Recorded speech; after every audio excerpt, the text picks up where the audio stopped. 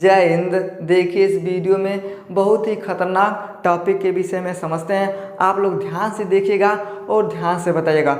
हर आदमी के जीवन में ऐसा होता रहता है, तो आपको देखना है और बताना है। चलिए समझिए।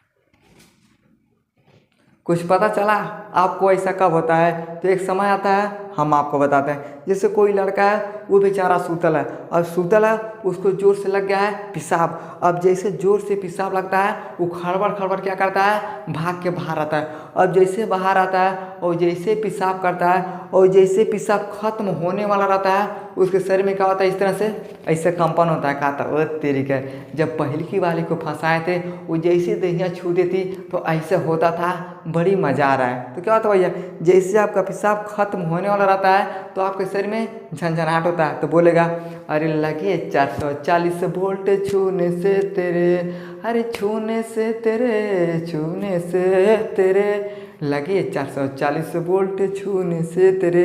कहेगा लगता है जैसे वो छूती थी, उसी तरह से ससुरा जब हम पेशाब करते हैं तो लगता है कोनो 440 वोल्ट का हमको झटका देता है। तो ऐसा कहाँ होता है, उसके विषय में समझते हैं। मान लीजिए कोनो लड़का है, वो बेचारा 15 साल का, 17 साल का, 20 साल का, 25 साल का, ये स्थिति आदमी को किसी भी उम्र में हो जाता है। अब कोनो लड़का है, ये बेचारा क्या करेगा, खूब थक के आएगा और सुतल रहेगा। अब सूतेगा कहाँ, तो एगो कोठरी में है। क्या है इसका घर है। अब यहाँ पर कोठरी है।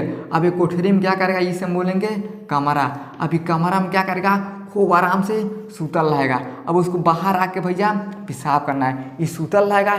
और जैसे देखेगा अब हमको पेशाब लग गया, घड़ी देखेगा कितना बज रहा है, कहेगा था तेरी के, अब वहीं तक 12 बजता।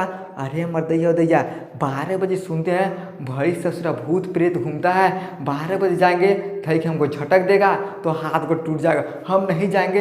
अब वहीं नहीं जाएंगे पेशाब करने के लिए, अब वहीं रुकल रहेंगे। फिर क्या करेगा, फिर सूतेगा। क्या करता है, 1 घंटा फिर सूत जाएगा, 1 बज जाएगा। तो जब आपको पेशाब लगा तो कितना देर तक सोइएगा। अब फिर देगा अच्छा 1 बज गया, अभी क्या करता है, तो तुरंत अब बाहर निकलता है। अब जैसे बाहर निकल के ये पेशाब करने के लिए आता है ना, तो जैसे पेशाब करता है तो पेशाब खत्म होने वाला रहता है, तो इसमें क्या होता है, उसका शरीर कंपन करता है। तो हर आदमी के जीवन में ऐसा होता रहता है, चाहे बूढ़ रहेगा, चाहे जवान रहेगा, चाहे लड़का रहेगा।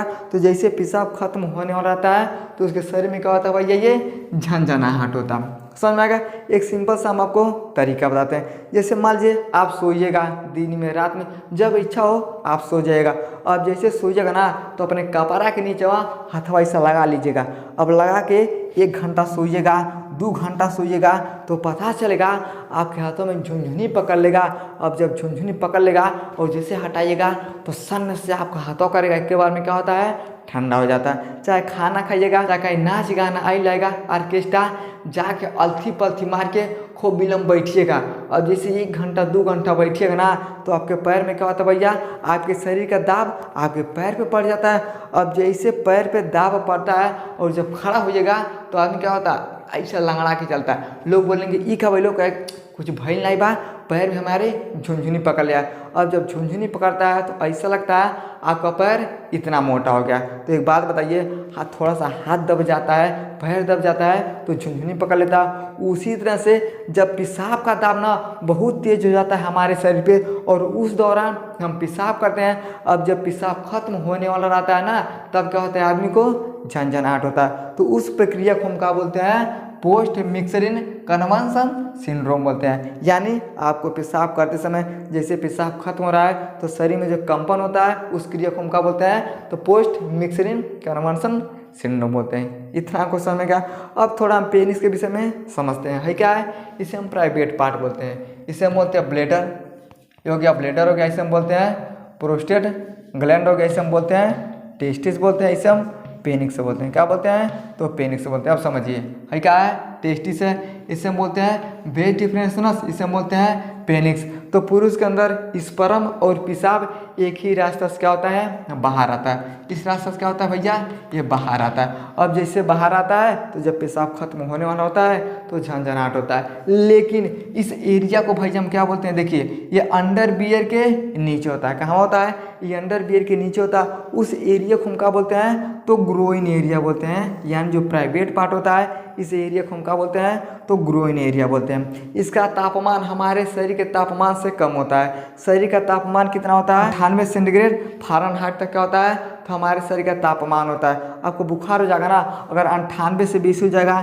99 हो जाएगा, 100 हो जाएगा, तो डॉक्टर बोलेगा आपको बहुत तेज से बुखार हुआ है। तो इससे कम क्या होता है, तो भैया यहाँ का तापमान होता है, कितना होता है, 93.2 सेंटीग्रेड फ़ारेनहाइट से लेके 94 सेंटीग्रेड फ़ारेनहाइट तक क्या होता है, तो इस अंडकोश का तापमान होता है। यानी हमारे शरीर से कम क्या होता है, तो अंडकोश का तापमान होता है। अब यहाँ पे जब बहुत ज़्यादा गर्मी होता है, जैसे मई का महीना आ गया, जून का महीना आ गया, तो जब मई जून का महीना आता है ना, तो ये क्या होता है, एक में नीचे जाके चपक जाता है। तो जो आपका जो टेस्टिस होता है एक में आके जब चपक जाता है ना, तो आपका जो नीचे वाला है स्क्रोटम, इसे हम स्क्रोटम बोलते हैं। जो स्क्रोटम का भाग होता है इस सिकुड़ के क्या होता है, एकदम ठोस में हो जाता है। लेकिन जब ठंडी का महीना आ जाता है नवंबर दिसंबर का, तो आपका जो टेस्टिस होता है स्क्रोटम से ऊपर चला जाता है। अब जैसे स्क्रोटम से ऊपर चला जाता है तो जो स्क्रोटम होता है ये नीचे क्या होता है, लटक जाता है। तो गर्मी में एक जगह पे मिल के ये ठोस बन जाता है और ठंडे में क्या होता है, ये लटक जाता है। तो इसलिए क्या होता है, ये गर्मी में इसका जो तापमान जब बढ़ जाता है ना,